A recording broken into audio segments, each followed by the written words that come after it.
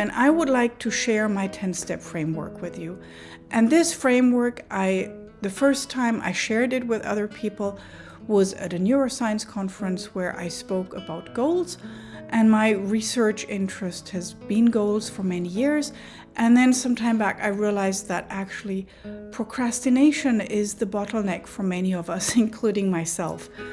So let's go through this. You can download the framework, and this here, I'm sharing my screen with you. This is the entire framework. This is the entire framework in a nutshell.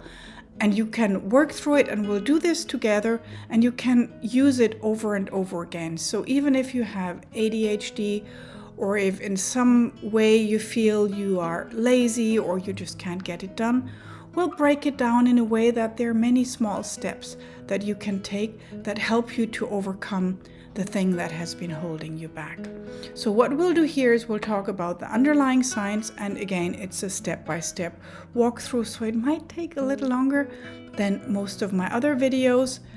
And it's really important that it's the underlying science, and it's research-based, and it's no BS. And again, this is a full workshop. Please download the page. You can download it below. You don't have to log in. You don't have to do anything. You just press download and you'll have it downloaded immediately. You can use it on your iPad or you can use it printed out. I use both. There are times when I prefer the iPad, and then there are times when I prefer pen and paper. So here's the link. It's also below. And download it, and let's do this together, yes, because it can make such a difference in your life. It feels so liberating if you know you have a system that you can follow in order to attain your goals. So my overall goal with this channel, but also for my business, is to share the science of what drives our procrastination, and obviously what to do about it. And I want to enable you and me with tools so that we have the knowledge and, again, the tools to start from zero and attain our goal. And because being able to attain and work towards your goal is, for me, the ultimate freedom. Hi, I'm Gwen, and I am a chronic procrastinator. I have a degree in applied neuroscience, and my research interest has been goals and how goals improve our well-being. The reason I got into procrastination was because we moved countries. We moved from Switzerland to Germany 1.5 years ago, and I found a notebook from 2017 where I had the exact same goals in 2017 than I had written down for 2024. And that really shook me, because I'm not the laziest of all people. Oh, I can be, we all can, right? But the two goals were losing weight and becoming fit, and the second one was building an online business. And I had not progressed towards either of them. And this is when I started to go deeply into procrastination and to learn, what does science say about it? And what can I do about it? What are some science-based interventions or methods that can help me to progress towards my goals? And I never thought that this would be something I would ultimately build my business around, because I thought people are way more interested in goals, until I gave a presentation at a conference, and I had so many messages in my LinkedIn inbox of people that I cared about, that I thought are so super disciplined, and they shared with me how they procrastinate. And that's when I thought, okay, many of us were in the closet and we don't share with the outside world that we procrastinate on things that are important for us. And that is when I decided, okay, I'll go all in with this procrastination, because many of us really suffer from that. And I really suffered from it. And there's still days when I do. I'm sorry, the neighbors are building something on their house. So if you hear noises, it's the machines from the neighbors. But anyway, so many of us really suffer from that, and it can so impact our mental health when we procrastinate. But that's a whole different topic. Let's go on here. And so why have a goal? Why are goals important? And again, I said this is very much science-based, and I will always share my references with you that if you're interested, you can always go and look it up yourself. So this book here, this New Developments in Goal Setting and Task Performance, this is one of my favorite all-time books. It's like this thick, but the first few chapters are really, really interesting. So they, Locke and Latham both agree that we're biologically wired to work towards a goal. So, and that we can take back to food, shelter, and reproduction. And if you doubt this, I have this little dog here, and as soon as I start cooking, she's in the kitchen watching me that maybe I drop something, and she'll have this very slight high-pitched howl. And she really is after food. And yes, partly it's my mistake because I didn't train this out of her when this whole begging business started, but we just thought she's so cute and we never realized the long-term effect it would have. So what are the benefits of going towards a goal? And that is very important. And yes, many of us, we have those big goals and we don't progress towards them. And this is probably the reason why you're watching this video. The reason I'm giving you the science behind it is because the more you know, the more aware you will be of your own underlying mechanisms. And this is what we both need in order to change the way we've been handling our goals, or to overcome this overwhelm that we feel, is to understand some of the science. So I'm not just trying to put fillers in there, but it's really important to understand some of the science. And I will not make it too crazy deep. You will not have a degree in neuroscience afterwards, but you'll have more of the tools so that you can overcome this whole overwhelm, this whole procrastination, this whole not progressing towards your goals. So what Locke and Latham also say is that the goal itself is the source of motivation. So it doesn't need to be something you're super passionate about. So one of my goals, for example, is improving my French with Duolingo. And I'm not greatly passionate about French, but I do want to improve my French. So it's just the decision of having a goal. It just has to make sense why you want to attain this goal. And they also found that just having the goal increases performance and endurance. And of course, and one of the things that really fascinated me is that they found that when we have a goal, it improves our problem-solving skills. And all of this is in the very first chapter of this book. And again, it's really worthwhile to read if you are serious about getting into goals. And then again, so what is the benefit of the goal progress and goal-directed action? And this is what I wrote my master thesis about, and that is boiling it down from we have this goal and we want to attain this goal to the smallest incremental bit, and that is the one action that leads us towards the goal. So the small goal-directed actions. And so there's this research paper by Wang and Milyavskaya, Simple Pleasures, How Goal-Aligned Behaviors Relate to State Happiness. And they found that, and they cited many other research papers also, is that engaging in goal-directed action increases well-being. So as soon as we do the smallest thing towards a goal that we have, we immediately start feeling better. And I thought this is something so important, and this is where I started to use Duolingo very strategically, that when I feel down and I want to procrastinate and I want to go on social media or do something else, I use Duolingo because one of my goals is to improve my French. So as soon as I engage in Duolingo and remind myself, hey, my goal is to work through Duolingo because I want to improve my French. And this is when I can immediately get this dopamine bling, like, yes, I did something towards my goal. And that makes me feel better. What they also found that engaging or doing goal-directed action, so any action that leads to progress towards your goal, that it lowers depression and anxiety scores. And in a work environment, it increases happiness, engagement, and satisfaction. Now, the happiness, obviously, not only in a work environment, but also Of course, because happiness is inside us. So this is the framework, and you can use this framework multiple ways.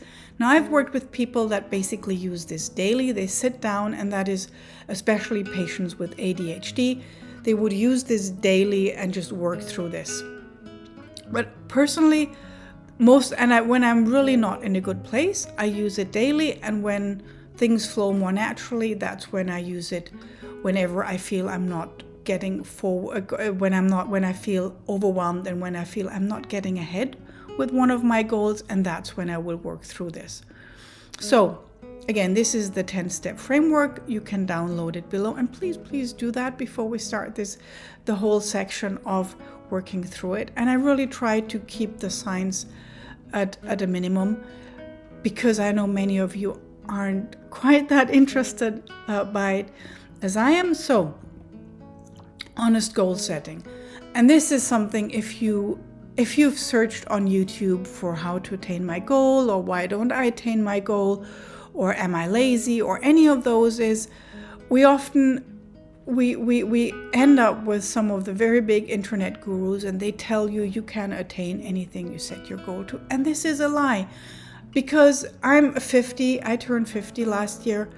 And if I would decide today I want to become a professional pianist or a professional ballerina, that will not happen, because I would have needed training at the age of 3 in order to have perfect fit pitch. I would have needed very early on and a lot of training that I just cannot catch up at the age of 50. So yes, I can start playing the piano or start ballet as a hobby, but I will never become a world-class performer. And that is just being realistic. So we need to be honest with ourselves and take stock. Are we really willing to do what it takes to get there? And then this whole thing, is it a goal or is it a pipe dream? And this is, a few years ago, I started a very Swiss or Alpine instrument, the zither, and I really love the instrument, but it's quite hard to learn. And at some point I realized I want to be able to play the instrument, but I don't particularly enjoy practicing it. So it's not quite as realistic for me to ever become even remotely proficient, because I really didn't enjoy the practice. I really liked the idea of being able to play it, but I didn't enjoy practicing it. The next question is, do I have the time and capacity and resources? And again, there is the whole thing about me becoming a pianist or ballerina. No, I don't have the time. I might have the resources because I'm in Germany and there's a ballet school not far from here. So I could start it, but I don't have the time because my goals are somewhere very different. So let's go to the very first box, is what do you want? What is it that you want? What is the goal that you want? And it doesn't matter if it's big or small, it's just write your goal. And so here, for practice purposes, and because I really want to work on my blog, on my website, is I used a blog example. So it's my own personal example that I'm using here. So my goal is to write one solid blog post a week. So take a pen and write down, what is it that you want? And if you need to think about it, please pause the video and we'll get back at it later. And then let's go on to the next box. So the whole thing is, and that is with SMART goals. And again, a lot of the motivational books, they will talk about SMART goals, that it needs to be measurable and it needs to be specific and all of that. But there's some signs that it doesn't work, because I know I've set SMART goals for so many years and they never did anything for me. So I looked at the research. So Swan et al. Found that there is no significant difference if you set a SMART goal or a vague goal. So for me, if my goal back here would have been, I want to blog regularly, would have been just as good as one solid blog post a week. And then again, Locker and Latham, and I really love those, they said that specific goals may actually hurt performance when we learn new, challenging, and complex tasks. And for me, this would be building my online business, because for me, I've been an academic for the past few years. I've been a therapist in a very kind of protected setting, and then going out building an online business seems like impossibly big because it has so many moving parts and I know very little about it.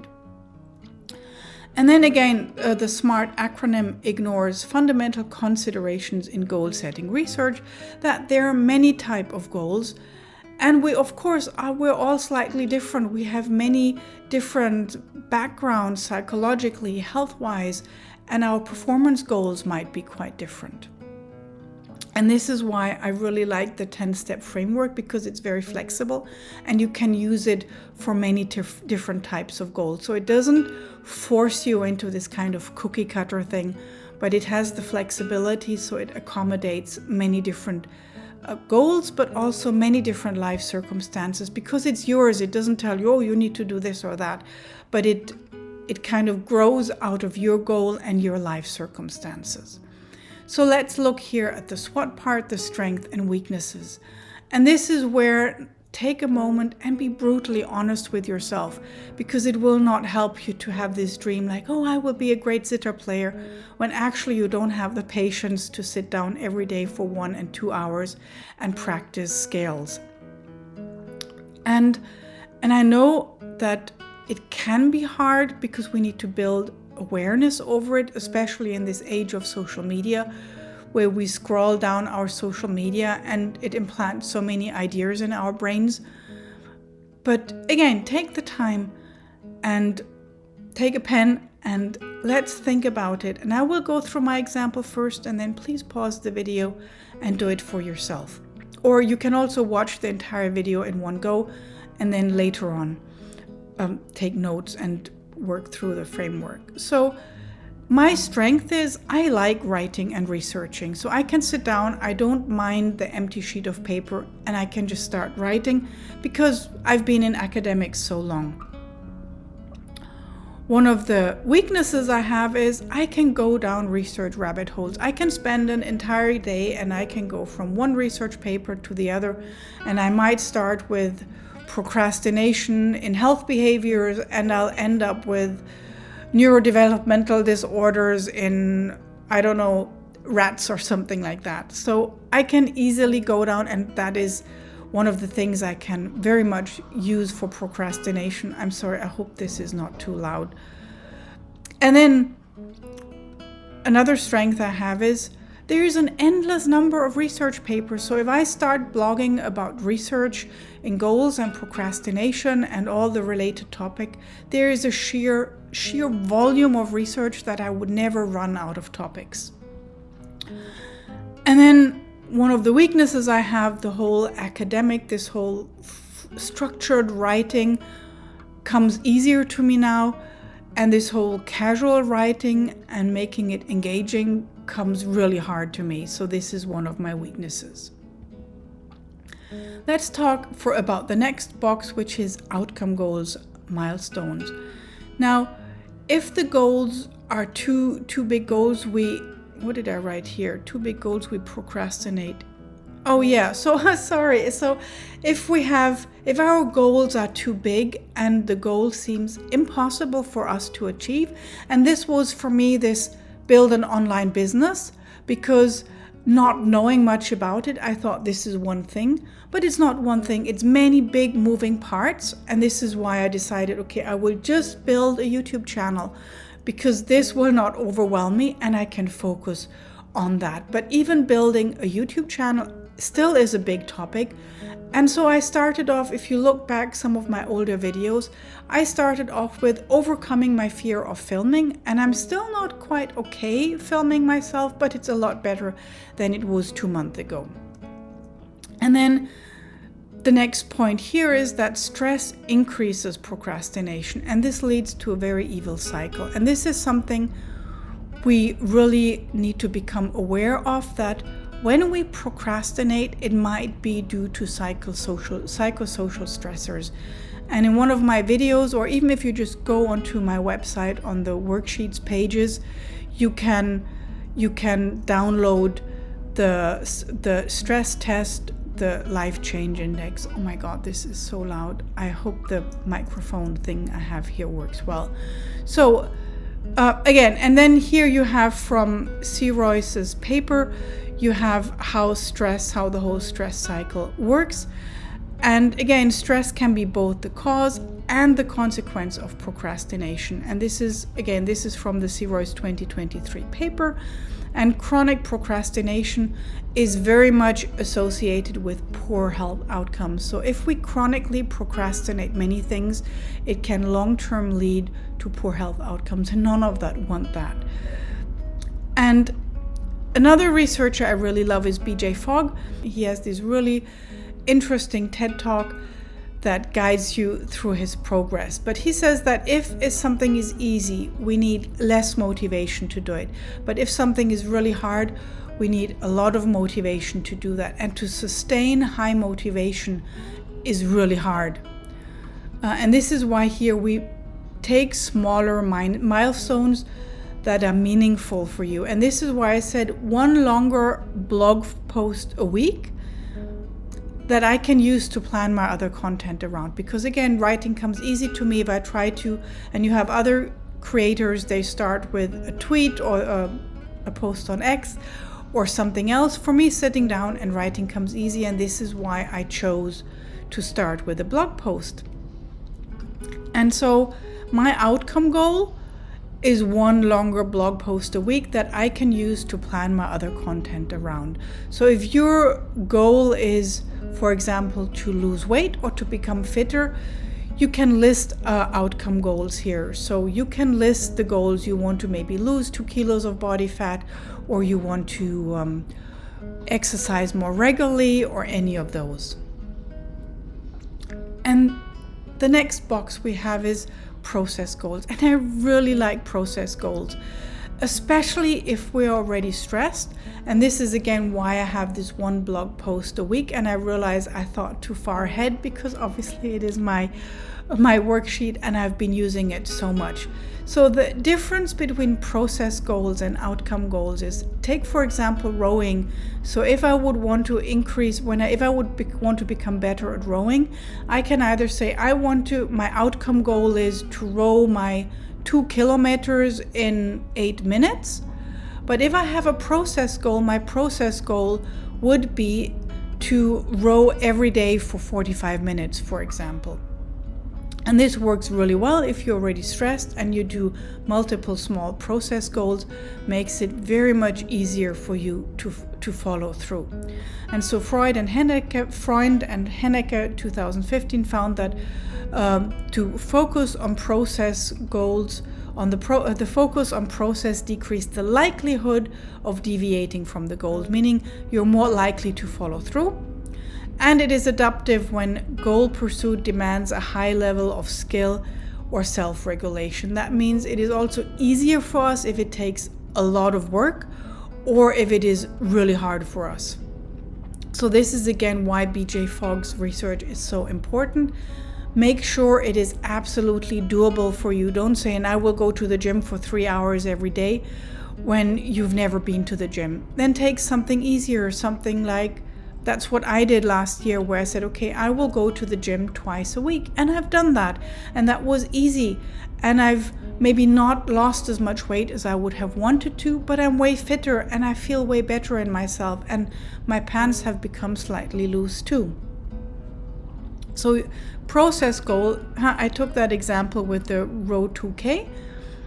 And so my process goals would be plan 2 hours for researching, which I really enjoy a week, and then plan 5 to 7 hours for writing. And this is okay because I'm into writing, I'm into researching, so that will come easy to me. Next step is learning goals. And that is a very important step, and we don't often see that. And that is that to ensure that learning is part of the goal and not a waste of time. We can be so focused on a goal and we don't realize we don't have the skills it takes to get towards the goal. So I'm not a big fan of this whole mindset coaching thing, is because if we want to go from point A to point B in a goal, what we need is skill. And if we have the skill, we don't need all this whole mindset and motivational stuff behind it. And we can use learning goals to also diversify our potential action. So I use my learning goals for days when I have low energy. So when I have low energy, that is when I say, okay, let me go on in the course that I bought about blogging, or in the course that I bought about video making. And this is part of my process. So I boost my whole mental health by saying, hey, I did something towards my goal, and I'm not kidding myself because I lack the skill it takes to attain my goal, for example, to build an online business. And I think this is something very important because we easily give up if we don't have progress. And this is the reason I broke down the goals into learning goals, outcome goals, process goals, all of those. Okay, so learning goals. And this also is important because of self-efficacy. And you'll find self-efficacy in the book I mentioned before by Locker and Latham, the big goals book. Is self-efficacy is that we have the belief that we can do the task. And they found that very early on in this whole organizational psychology, that if workers can do the task easily and they know they do the task, the goal will improve performance. However, if self-efficacy is low and they're not able, or they believe they're not able to do the task confidently, then the goal would decrease performance. I think this is very important to note because it's not always this, again, the whole goal motivational gurus on the internet. It is, don't set huge goals that you know you can't attain because you lack the skills. And if you lack the skills, you lack self-efficacy, and then you will never attempt and you will never regularly progress towards your goal. So high self-efficacy is key for goal attainment. And then again, remember BJ Fogg's research, and I highly encourage you to watch his TEDx video. So for me, on my example here is, I need to improve my writing skills. That is a learning goal. My casual writing skills really suck, and I need to improve them. And I know this because I had a friend look at my website when I started out, and he has this whole internet marketing background, and he said, "Oh, Gwen, your website looks like it's like an academic wrote it." And I'm like, "Yes, I'm an academic, and I wrote it." And so he gave me some pointers on how to change it, and it still probably sounds too academic for you, but I'm in the process of improving it. And another learning goal is how to write engaging blog posts. Ties into it. I sound way too academic for most people, and for most people, I can sound really boring. And the next learning goal I have is to understand the structure from academic versus an engaging blog post. And I know there is an underlying structure that an engaging blog post has as opposed to academic writing. And I know it kind of logically, but I'm not able to yet write in that way. So this is another learning goal I have. And the next one is thinking goals. And this is important because what thoughts, do you want to think, but also what thoughts do you need to think in order to be able to work regularly towards your goal, to take the actions it takes to attain your goal. And this goes back to the CBT model by Aaron Beck, and CBT, cognitive behavior therapy, is a research-backed therapy method. And he has this whole thing that the situation has an influence on our thoughts, feelings, and behaviors, and all of that obviously has an influence to how we perceive the situation and how we handle the situation. And we've all had that. We have those negative automatic thoughts like, oh, I'm not good enough, I can't do this, I'm too old and dusty for that, I will never learn how to do this, and everybody else is better, and all of those thoughts. And our learning goals are, how can we counter those thoughts deliberately? And how can we deliberately think thoughts that will counter those negative thoughts that put us down and then bring us closer to binging on chocolate and watching Netflix? Thinking goals. So thinking goals, what do I need to think in order to attain my goal? And so here I have that I can learn casual writing. Is at some point academic writing was hard for me, and I remember the despair I felt when I started that whole endeavor of doing academic writing. So if I can learn this, I can learn that too. So the thought I want to think is I can learn casual writing. I can learn writing blog posts. And another thinking goal that I very much need to do is I just need to be patient with myself. It takes time, and I need to be patient with myself because I tend to get very impatient with myself. And just it can be for you, thinking goals might be something different. And those are the thoughts you would use when you notice those whole negative automatic thoughts. Those are the sentences that you post on your fridge, or you have as a screensaver on your phone, or just reminders of what those thoughts are, that you consciously think something different when this whole automatic negative thing starts going on. Next is scaffolding, and this is from Martin Seligman and his book Flourish, where we build a structure to set ourselves up for success. And I don't know how to say their name, Masej and Josej, 2021, found that scaffolding is reflected in simplifying stuff and motivating ourselves, and it focuses on task characteristic, and it makes it more understandable, and it shows us how to use different technical tools. So for me, scaffolding in today is YouTube University. And YouTube is the one social media platform that I really love and where I actually spend time on.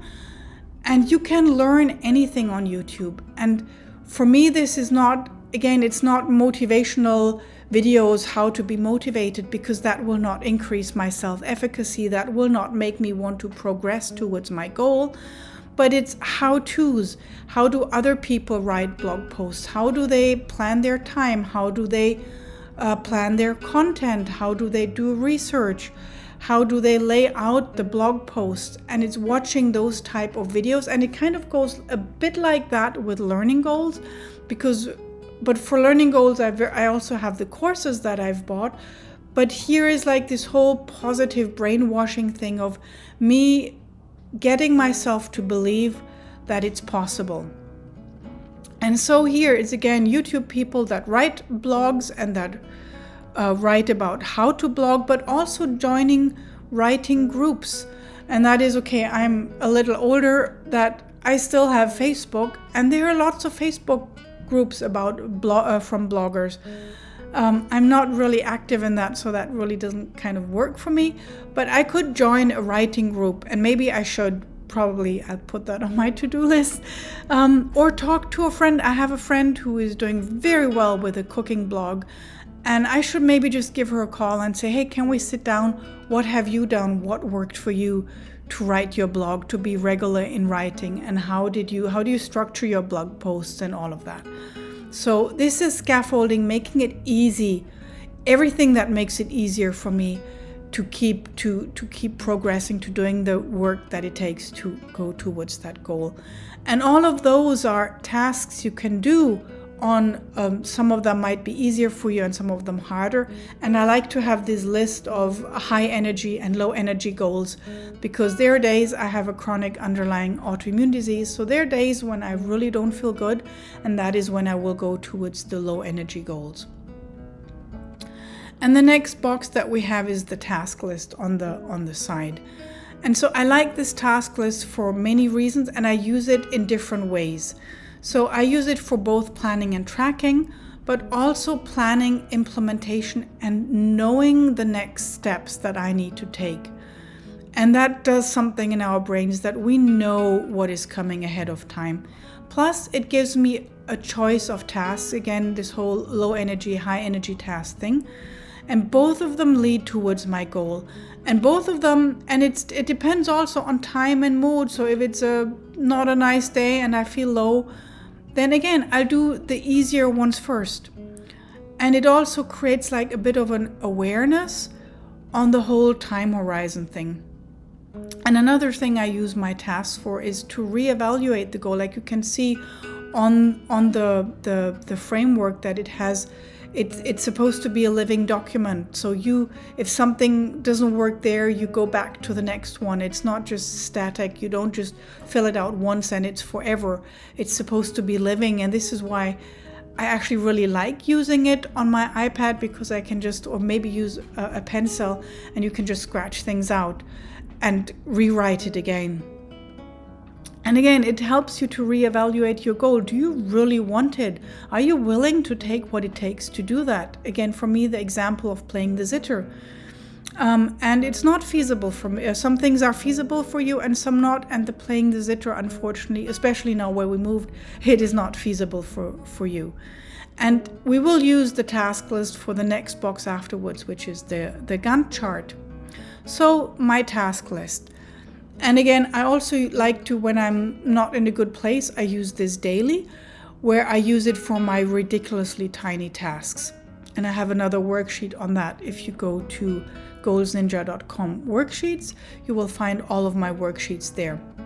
Plus, this gives me a roadmap when I lack self-efficacy. So here, the actions, the tasks I created are for my blog are brainstorm topics, decide on 3 topics, rough research. Just look, what does research say about those topics?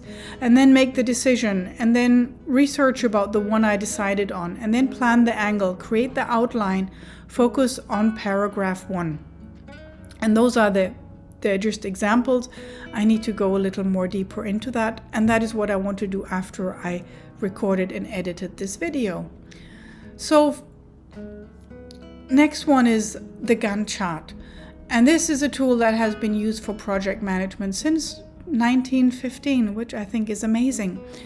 And there are many quite complicated apps and online tools and softwares you can use. But this is a very, very simple version that we use here for planning, and I just use a marker and go across it. And this also helps counteracting the planning fallacy, and this is something that really happens so much to me. And this is where my husband, who then was a project engineer, he helped me craft my first Gantt chart when I still had my therapy office in Switzerland. I wanted to have 3, and I always used this kind of journals for my patients, for my clients. And I thought, okay, I want to have 3 new ones done in the next 2 weeks, because I had a whole batch of new clients coming.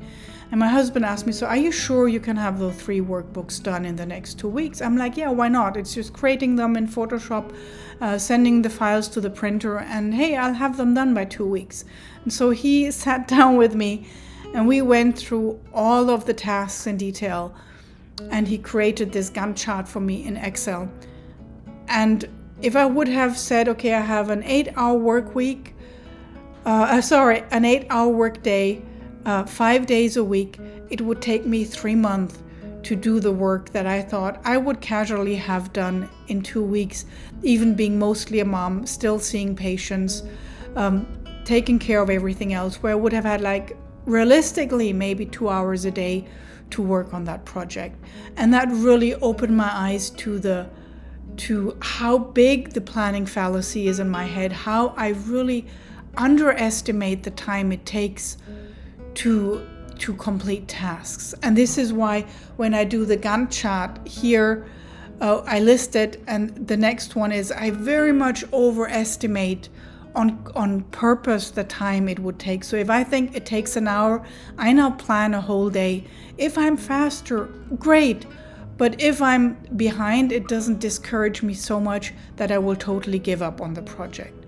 So the next step first is we take what we have here and we put that in here. So brainstorm, decide on 3, research 1. I didn't have the space in the here to do all of them. I'm really sorry. I'm still not the best in creating or talking to camera. So, and then here again, take a marker and just roughly, like, brainstorming probably only takes me an hour to sit down and make a list of all sorts of possible topics that I would like to write about, but I'm planning nearly 2 days. Why? Because there are other things that I need to do, and it's not my only task that I have to do, and unforeseen things happen. And this is why I plan extra much time for each of them. Now, if I do maybe the brainstorming and the decision today, great, then I'm ahead of schedule, and that makes me feel good, so I can use this tool to help make myself feel better. And then the last box here is track and analyze. And then use whatever method you feel most comfortable with. So I have my little notebook that I like to use. I really like pen and paper, but I also like to use my iPad, and I kind of switch. I don't have one system that always works, and I use that what currently works for me. At the moment, I'm really good with my little notebook and my pen, and that works very good for me. But I also have a to-do list in Outlook, and I use that too. So I have multiple things that feed into that. But you need to use something that you feel comfortable with, and it can just be this one sheet of paper, or it can be a notebook, or it can be something way more formal like a to-do list, a task list, or Slack, or anything. It can also be something very simple.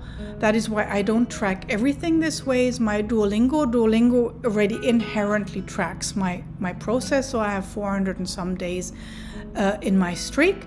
And so I know I've been following up on my Duolingo. And again, it needs to work for you. A few years ago, I watched a video from a person I very much admire, and she used OmniFocus, which is a really great software to use, but it was way too complicated for me, and it was a bit of a learning curve, and I spent a few days understanding the software, and then it was so complicated and I fell behind because of the planning fallacy, and then I gave up on the whole thing, and it didn't really work for me. So for me, really pen and paper and something to scratch off at the moment works really good, and then some other things in Outlook.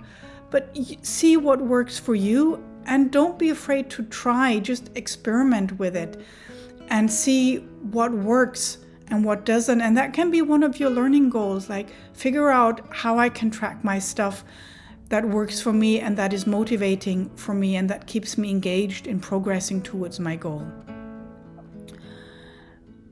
Yes, and of course, this whole thing feeds back into troubleshooting this whole framework.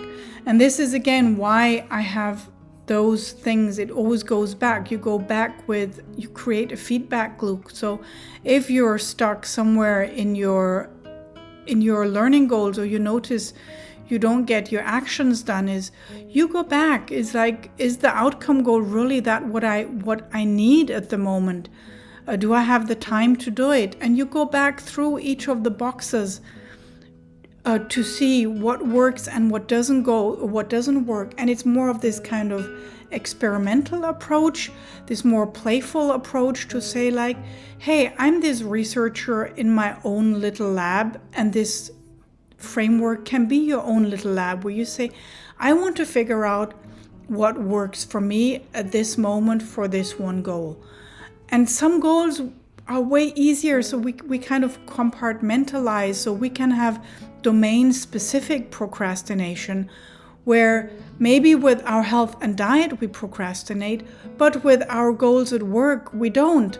Maybe we procrastinate is cleaning out the garage, but we are very disciplined in maybe drinking enough water or liquid. So see what works for you, and again, play with it. It's this goal framework is like Play-Doh. You can use it for so many different things. And if you notice, this is a goal I've procrastinated so long, you can take it daily and say, okay, so what do I want from this day? And then strengths and weaknesses for today. And then the outcome goals for today. And you can work through this just for today to keep you focused. And the feedback I had also from quite a few people dealing with ADHD, it works really well for them.